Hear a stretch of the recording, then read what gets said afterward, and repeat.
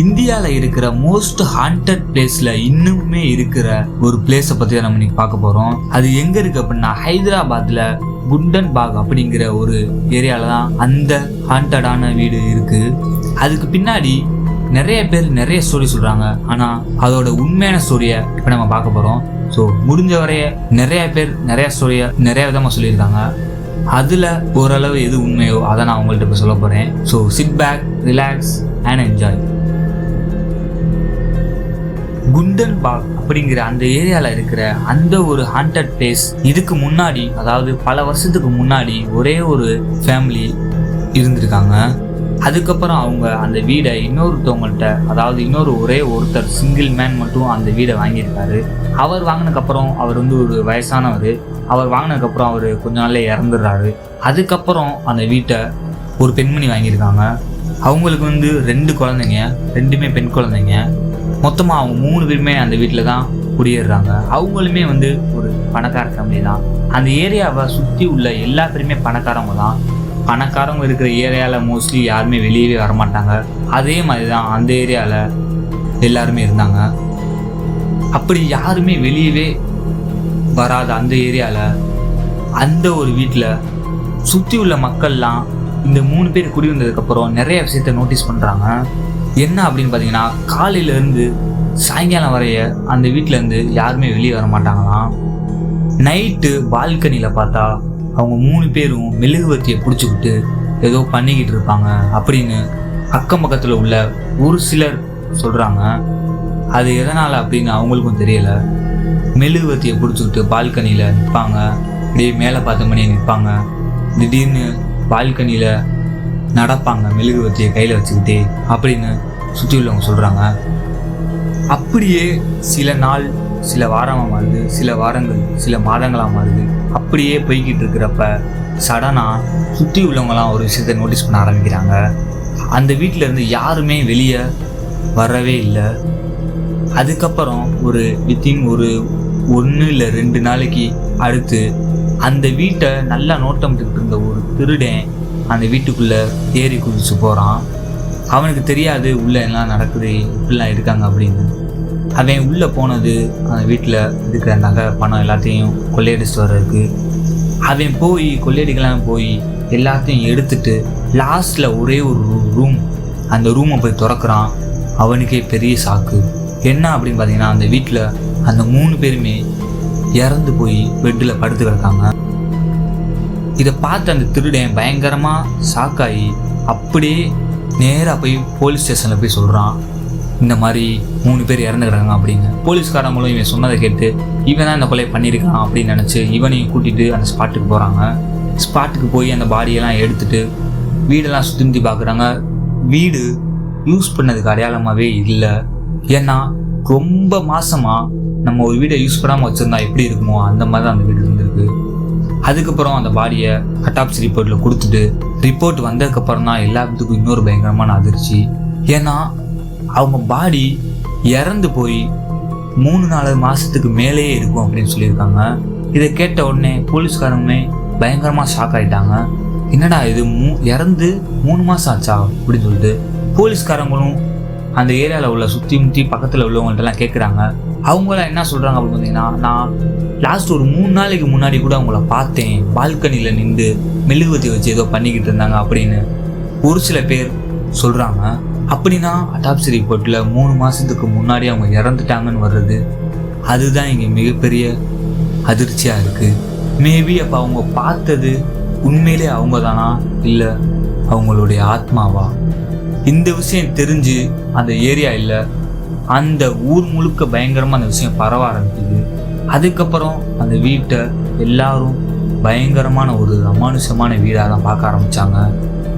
அந்த போலீஸ்காரங்க என்ன சொல்கிறாங்க அப்படின்னு பார்த்தீங்கன்னா, அந்த வீடு முழுக்க இரத்தத்தால் நிறைய லெட்டர்ஸ் எழுதுனதாகவும், அந்த வீட்டை சுற்றி எலுமிச்சம்பழம் அது இதுன்னு லைக் பிளாக் மேஜிக் பண்ணுற எல்லா திங்ஸுமே அந்த வீட்டில் இருக்குது அப்படின்னு சொல்கிறாங்க. மேபி போலீஸ்காரங்க என்ன சொல்கிறாங்க அப்படின்னு பார்த்தீங்கன்னா, இவங்க ஒரு மூட நம்பிக்கை அதிகமாக பின்பற்றுறவங்களாக இருப்பாங்க, லைக் அதனாலேயே இவங்களே சூசைட் பண்ணி இறந்துருக்கலாம் அப்படின்னு சொல்லிட்டு இந்த கேஸை க்ளோஸ் பண்ணிடுறாங்க. ஆனால் இந்த கேஸை க்ளோஸ் பண்ணதுக்கு அப்புறமாவும் அந்த ஏரியாவில் உள்ள பொதுமக்கள்லாம் என்ன சொல்கிறாங்க பார்த்தீங்கன்னா, இன்னமும் நைட்டுலாம் அந்த பால்கனியில் மெழுகுவத்தி ஏற்றி இருக்கும், நாங்கள் அதை பார்த்துருக்கோம் அப்படின்னு சொல்கிறாங்க. அது மட்டும் இல்லாமல் நைட்டு அந்த வழியாக போனோம் அப்படின்னா யாரோ கூப்பிட்ற மாதிரி இருக்கும் அப்படின்னு சொல்கிறாங்க. இன்னமும் அந்த வீடு ஹைதராபாத்தில் ஹாண்டடாக பயங்கரமாக அப்படியே தான் இருக்குது. உங்களை யாராவது ஹைதராபாத் போனீங்க அப்படின்னா யாரெல்லாம் இந்த வீடை போய் கண்டிப்பாக எக்ஸ்ப்ளோர் பண்ணி பார்ப்பீங்க அப்படின்னு கீழே கமெண்ட் பாக்ஸில் சொல்லிட்டு போங்க. ஸோ டிமாண்டிக் காலனி அப்படின்னு சொன்னாலே நம்மளில் எல்லா பேருக்குமே கண்டிப்பாக தெரிஞ்சிருக்கும். ஏன்னா அந்த காலனி அவ்வளோ ஃபேமஸ்ஸு. அந்த காலனி பின்னாடி என்னதான் ஸ்டோரி இருக்குது, ஏன் மக்கள் எல்லாரும் அந்த காலனியை பார்த்து இவ்வளோ பயப்படுறாங்க, அதுக்கு பின்னாடி என்னதான் ஸ்டோரி இருக்குது அப்படின்னு நம்ம இன்னைக்கு ஃபுல்லாக பார்க்க போகிறோம். So sit back, relax and enjoy. John D Monty இவரோட வரலாறு தான் இப்போ நம்ம பார்க்க போகிறோம். இவர் யார் அப்படின்னு கேட்டிங்கன்னா, இவர் தான் அந்த காலனியோட ஓனர். இவர் 19ஆம் நூற்றாண்டிலே மெட்ராஸில் வாழ்ந்துட்டு வந்திருக்காரு. சாந்தோம் அதிலிருந்து ஆழ்வார்பேட்டை வரைக்கும் இவருக்கு இல்லாத சொத்தே கிடையாது. ஏன்னா இவர் அவ்வளோ பயங்கரமான ஒரு பணக்காரர். இவர் ஒரு போர்ச்சுகீசிய வியாபாரி. ஸோ அந்த காலத்தில் இவர் அந்த வணிகம் பண்ணிக்கிட்டு இருந்தனாட்டி அப்போ வந்தவர் தான் இவர் சென்னைக்கு. ஸோ சென்னையில் வந்ததுக்கப்புறம் சென்னையிலேயே நிறைய இடம் வாங்குறாரு. அப்படி வாங்கின இடத்துல அந்த டிமாண்டிக் காலனி இடமும் வாங்கியிருக்காரு. அவர் ஒரே ஒரு மகன் தான் அவருக்கு. ஸோ அவருடைய மகன், மனைவி, அவங்க 3 பேர் தான் மொத்தம் அவங்க ஃபேமிலியிலேயே. ஸோ என்ன தான் அவர் இந்த பணம் மற்ற விஷயத்துலலாம் அதிகமாக அவர்கிட்ட இருந்தாலும் அவருக்கு வாழ்க்கையில் ஒரு சந்தோஷமே, நிம்மதியான வாழ்க்கையே அவருக்கு இல்லை. ஏன்னா அவருடைய மகன் வெளிநாட்டில் படிச்சுட்டு வந்திருக்காரு. ஸோ அவருடைய மகனுக்கு ஏதோ ஒரு ஆக்சிடெண்ட்டில் அவருடைய மகன் இறந்துடுறாரு. அந்த விஷயம் நம்மளுடைய ஜான் டிமான் அவருக்கு தெரிய வருது. தெரிய வந்ததுக்கப்புறம் அவர் மனசுடைஞ்சு போயிடுறாரு. அதுக்கப்புறமும் என்னமோ தெரியலை, அவர் வச்சிருந்த நிறைய சொத்துக்களில் பாதி சொத்துக்கள், பாதி இல்லை முக்கால்வாசியான சொத்துக்களை அவர் சர்ச்சுக்கும் இல்லாதவங்களுக்குமே எழுதி வச்சிட்டாரு. அந்த சொத்துக்கள் எல்லாத்தையும் அப்படி எழுதி வச்சதில் ஒன்று தான் அந்த டிமாண்டிக் காலனியும். அது அவர் இருக்கிறதுக்கு முன்னாடியே அவரும் அவருடைய மனைவியும் அந்த காலனியில் தான் வாழ்ந்துட்டு இருந்திருக்காங்க. அவருடைய மகன் இறந்ததுக்கப்புறம் அவங்களுடைய அம்மா ஏதோ ஒரு மனநோயால் பயங்கரமாக பாதிக்கப்பட்டாங்க. பாதிக்கப்பட்ட அவங்களும் அடுத்து ஒரு கொஞ்ச நாள்லேயே அவங்களும் இறந்துடுறாங்க. அதுக்கப்புறம் நம்மளுடைய ஜான் மட்டும் தனியாக இருந்திருக்காரு.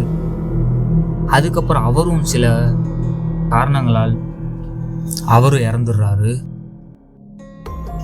இப்படி அவங்க ஃபேமிலியில் எவ்வளோதான் காசு, பணம், சொத்து எல்லாமே இருந்தாலும் ஒரு அமைதியான நிம்மதியான வாழ்க்கையை அவர் கடைசி வரைய வாழாமலே போயிட்டாரு.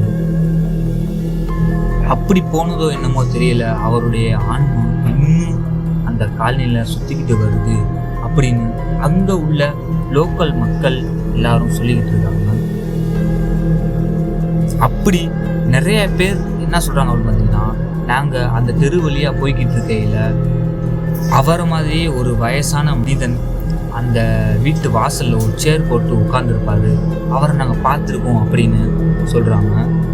அது மட்டும் இல்லாமல் அந்த காலனியில் நைட்டு திடீர்னு லைட் எரியும், யாரோ உள்ளே இருந்து பேசுகிற சொன்னங்கள் கேட்கும் அப்படின்னு அந்த ஏரியாவை சுற்றி உள்ள மக்கள் எல்லாருமே சொல்லியிருக்காங்க. இதுக்கப்புறம் வந்தது தான் டிமாண்டிக் காலனி அந்த படம். இந்த ஸ்டோரியை அப்படியே இன்ஸ்பயர் பண்ணி அதை ஒரு படமாக ரெடி பண்ணி பப்ளிஷ் பண்ணுறாங்க. அதுக்கப்புறம் அந்த ஊர் மக்களுக்கு மட்டும் தெரிஞ்சிருந்த அந்த டிமாண்டிக் காலனிங்கிற அந்த ஒரு இடம் அதுக்கப்புறம் ஃபுல்லாக வேர்ல்டு ஃபுல்லாக தெரிய ஆரம்பிக்குது. டிமாண்டிக் காலனி அந்த இடத்துக்கு இந்த படம் வந்ததுக்கப்புறம் நிறைய பேர் போய் பார்க்குறாங்க. இதெல்லாம் பார்த்ததுக்கப்புறம் அந்த இடம் இப்போ சர்ச்சு பேரில் இருக்குது இல்லையா, ஸோ இதுக்கப்புறம் இடம்பாவது எதுவும் நடந்துடக்கூடாது அப்படின்னு சொல்லிட்டு அந்த சர்ச்சு என்ன பண்ணாங்க அப்படின்னா அந்த பில்டிங்கை டோட்டலாக டிஸ்ட்ராய் பண்ணிடுறாங்க. ஸோ இப்போ வந்து அந்த இடத்துல மேபி சர்ச் நிறையா திங்ஸ்லாம் கிட்டே இருக்கலாம். ஸோ என்னதான் இருந்தாலும் அந்த காலகட்டத்தில் டிமாண்டி காலனியை பார்த்து பயப்படாத மக்களே இல்லைன்னு தான் சொல்லணும். ஏன்னா அவ்வளோ பயங்கரமாக இருக்கும் நைட்லாம். ஸோ இந்த ஸ்டோரியை பற்றி நீங்கள் என்ன நினைக்கிறீங்க அப்படின்னு உங்களோட தாட்ஸை கீழே கமெண்ட்ல சொல்லுங்கள். ஸோ அடுத்து ஒரே நைட்டில் 1500 மக்கள் ஒரு கிராமத்துல இருந்து டிஸப்பியர் ஆகுறாங்க. அவங்க எல்லாரும் எங்க போனாங்க, என்ன ஆனாங்க அப்படின்னு சொல்லிட்டு இதுவரைய யாராலுமே கண்டுபிடிக்க முடியல.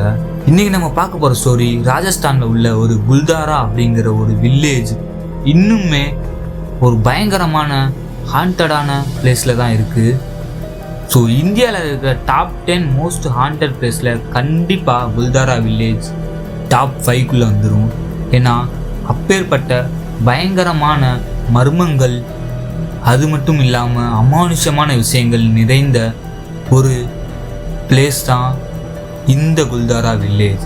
ஸோ இன்றைக்கி நம்ம குல்தாரா வில்லேஜ் ஸ்டோரியை தான் பார்க்க போகிறோம். So sit back, relax and enjoy. இந்த குல்தாரா வில்லேஜில் நடந்த சம்பவத்தை நம்ம தெரிஞ்சுக்கணும் அப்படின்னா கண்டிப்பாக ஒரு 400 வருஷத்துக்கு பின்னோக்கி நம்ம போகணும். ஏன்னா அப்போ தான் அந்த குல்தாரா கிராமத்தில் பிராமணர்கள் ஃபுல்லாக, அந்த கிராமம் ஃபுல்லாக வாழ்ந்துட்டு வந்தாங்க. அவங்கள பற்றி சொல்ல தேவையே இல்லை. ஏன்னா அவங்க அறிவுக்கும் அவங்களுடைய திறமைக்கும் கண்டிப்பாக எல்லாருமே மெய்மறந்து போயிடுவாங்க. ஏன்னா அவங்க அப்பேற்பட்ட திறமையான புத்திசாலியான மக்கள். ஸோ அவங்க தான் முழுக்க முழுக்க அந்த கிராமத்தில் வாழ்ந்துட்டு வந்திருக்காங்க. ஸோ அப்படி வாழ்ந்துட்டு வந்தப்ப அவங்களுடைய மிகப்பெரிய கோட்பாடு, கண்டிஷன்ஸ் அந்த மாதிரி இருக்கிறதுல அவங்க வேற மதத்தில் இருக்கிறவங்களையோ வேற ஜாதியில் உள்ளவங்களுக்கோ அவங்களுடைய பெண்களை, ஆண்களையோ திருமணம் செய்து கொடுக்க மாட்டாங்க. அப்படி அவங்க வாழ்ந்துட்டு வந்த காலகட்டத்தில் அந்த வழியா சென்ற ஒரு அரசன் அந்த குல்தாரா வில்லேஜில் உள்ள ஒரு பெண்மணியை பார்க்குறாரு. பார்த்ததுக்கப்புறம் அவருக்கு அந்த பெண்மணியை ரொம்ப பிடிச்சதால் அந்த பெண்மணிகிட்டே போய் இந்த மாதிரி கேட்குறாரு, எனக்கு ஒன்று ரொம்ப பிடிச்சிருக்கு, நான் உன்னை கல்யாணம் பண்ணிக்கலாமா அப்படின்னு சொல்லிட்டு. அதுக்கு அந்த பெண்ணோடைய பெற்றோர்களும் அந்த ஊர் மக்களும் பயங்கரமாக எதிர்த்தாங்க. ஸோ அப்படி உங்களுக்கு தான் பெண்ணை கொடுக்க முடியாது அப்படின்னு சொன்னதால் அந்த அரசன் பயங்கரமாக ஆத்திரமாக என்ன சொல்லிட்டு போனார் அப்படின்னா, நான் போய் என்னுடைய படை வீரர்கள்லாம் திரட்டிட்டு வந்து இந்த ஒட்டுமொத்த கிராமத்தை அழிச்சிட்டு அந்த பொண்ணை நான் தூக்கிட்டு போவேன் அப்படின்னு சொல்லியிருக்காரு அந்த அரசர். இதை கேட்ட அந்த மக்களும் பயங்கரமாக பயந்து போயிடுறாங்க. சரி, மன்னர் இந்த மாதிரி சொல்லியிருக்காரே, இதுக்கப்புறம் அவர் போய் யாராவது கூட்டிகிட்டு வந்து நம்ம எல்லாத்தையும் கொல்றதுக்கு முன்னாடி நாமளே இந்த இடத்த விட்டு காலி பண்ணிடலாம் அப்படின்னு சொல்லிட்டு அன்னைக்கு நைட்டே 1000க்கும் மேற்பட்ட மக்கள் அந்த கிராமத்தில் இருந்து போயிருக்காங்க. பட் ஆனால் அவங்களாம் எங்கே போனாங்க, என்னதான் ஆச்சு அவங்களுக்கு அப்படின்னு யாருக்குமே தெரியல. இந்த மாதிரி குல்தாரா வில்லேஜை மையமாக வச்சு நிறையா ஸ்டோரி சொல்கிறாங்க. அதில் இன்னொரு தியரி என்ன அப்படின்னு பார்த்தீங்கன்னா, அந்த காலகட்டத்தில் அந்த குல்தாரா வில்லேஜை ஆட்சி செஞ்ச அந்த மன்னன் சரியில்லை, அவர் மக்களை ரொம்ப அடிமைப்படுத்தி வச்சதாகவும் இந்த மாதிரி ரொம்ப சித்திரவதைப்படுத்துறதாகவும், அதனால தான் அந்த 1500க்கும் மேற்பட்ட மக்கள் ஒரே ராத்திரி எங்களுக்கு இந்த இடமும் வேணாம், இந்த மன்னனும் வேணாம் அப்படின்னு சொல்லிட்டு கிளம்பி போனாங்க அப்படின்னு ஒரு சிலர் சொல்கிறாங்க. இந்த மாதிரி குல்தாரா வில்லேஜை சுற்றி பல ஸ்டோரிஸ் பல பேர் பல விதமாக சொல்லிக்கிட்டு தான் இருக்காங்க. பட் ஆனால் எது உண்மை அப்படின்னு யாருக்குமே தெரியாது. ஆனால் அவங்க எல்லாம் நம்புறது என்னது அப்படின்னு பார்த்தீங்கன்னா, அந்த 1500 மக்களும் அந்த இடத்த விட்டு காலி பண்ணிட்டு போகிறவையில் ஒரு சாபம் விட்டுட்டு போனாங்க அப்படின்னு சொல்கிறாங்க. என்ன சாபம் அப்படின்னா, நாங்கள் போனதுக்கப்புறம் இந்த இடத்துல யார் வாழ்ந்தாலும் அவங்க அழிஞ்சு மண்ணோட மண்ணாக போயிடுவாங்க அப்படின்னு சொல்லிட்டு போனாங்கன்னு சொல்கிறாங்க. அதுக்கப்புறம் அதை கேட்ட சுற்றி உள்ள பொதுமக்களும் என்னமோ அதை முழுசாக நம்பி அந்த ஒரு கிராமத்துக்கு யாருமே குடி வரவே இல்லை. அன்டில் இன்ன வரைய அந்த கிராமத்தில் ஒரு ஆள் கூட இருக்க மாட்டாங்க. அது மட்டும் இல்லாமல் அங்கே 6 மணிக்கு மேலே போனால் அந்த காணாமல் போன மக்கள் பேசுகிற மாதிரியாகவும் அவங்களாம் நைட்டு மட்டும் அங்கே தெரிகிறதாகவும் நிறைய பேர் சொல்கிறாங்க. அதை சுற்றி உள்ள பொதுமக்கள்லாம் அதனாட்டி 6 மணிக்கு மேலே அந்த குல்தாரா வில்லேஜுக்கு யாரையுமே போகக்கூடாது அப்படின்னு சொல்லிட்டு கவர்மெண்ட்டே பேன் பண்ணிடுறாங்க. ஸோ இந்த வீடியோ பார்த்துக்கிட்டு இருக்க நீங்கள் ராஜஸ்தான் குல்தாரா வில்லேஜுக்கு நைட்டு போய் பார்க்கக்கூடிய ஆப்பர்ச்சுனிட்டி கிடச்சிச்சு அப்படின்னா போய் பார்ப்பீங்களா மாட்டிங்களான்னு கமெண்ட் பாக்ஸில் சொல்லுங்கள். ஸோ அடுத்த ஒரு வீடியோவில் வந்து உங்களை சந்திக்கிறேன். பாய் பாய்.